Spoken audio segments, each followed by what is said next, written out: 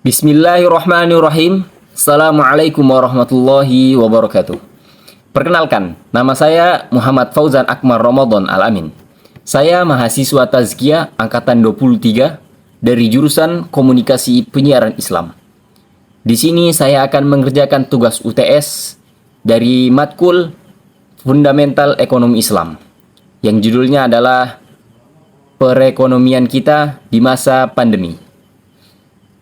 Pada Rabu, tanggal 23 Februari 2022, Institut Teknologi Bandung kembali menyelenggarakan Stadium General.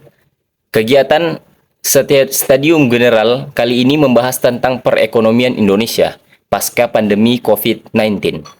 Hijau, digital, inklusif, dan berkelanjutan. Acara tersebut menghadirkan Teguh Dartanto, PhD, Dekan Fakultas Ekonomi dan Bisnis Universitas Indonesia atau bisa dikenal FEB-UI. Mengawali pemaparannya, ia bertanya kepada para peserta tentang bagaimana perekonomian Indonesia ke depannya.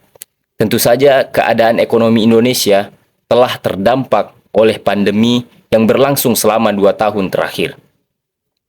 Pandemi menyebabkan berbagai penurunan dalam sektor ekonomi yang merupakan konsekuensi dari pembatasan sosial. Muncullah pertanyaan di benak kita, bagaimanakah cara kita untuk mengembalikan kondisi ekonomi kita? Teguh menjelaskan, terdapat 3 hal pokok yang dibatasi pada hari ini, yakni keadaan sebelum, saat, dan sesudah pandemi. Sebelum pandemi terjadi, terdapat 3 tantangan yang selalu menjadi perbincangan, yakni rendahnya daya saing ekonomi dalam lingkup ASEAN yang disebabkan oleh rendahnya produktivitas pekerja Indonesia. 2 faktor lainnya terdiri dari perbandingan kebutuhan modal untuk produksi di Indonesia lebih tinggi jika dibandingkan dengan negara lain, dan rendahnya kepastian hukum. Dalam lingkup global, daya saing Indonesia memiliki satu isu utama, yakni pendidikan dasar dan kesehatan. Kedua hal tersebut seharusnya dibedakan antara sekolah dan belajar, dan ada pembahasan khusus pada masing-masing poin tersebut. Hal ini bertujuan agar anak-anak Indonesia bisa belajar untuk bisa bersekolah. Saat ini, banyak anak Indonesia yang bersekolah namun belum bisa belajar, ujar Dekan FEB-UI tersebut. Selanjutnya, hal yang diperlukan adalah efisiensi tenaga kerja yang relatif tidak produktif dan siap menyambut teknologi. Pandemi COVID-19 adalah salah satu disruptor perekonomian Indonesia, bahkan sampai gelombang ketiga yang terjadi sekarang, ucapnya.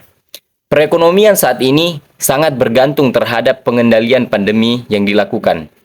Tahun 2020 lalu, ekonomi kita bertumbuh negatif dan mulai pulih pada tahun 2021.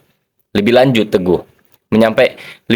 Teguh menyampaikan pada 2021, ekonomi Indonesia mengalami pemulihan akibat dari kebijakan yang berupa koordinasi fiskal dan moneter yang baik.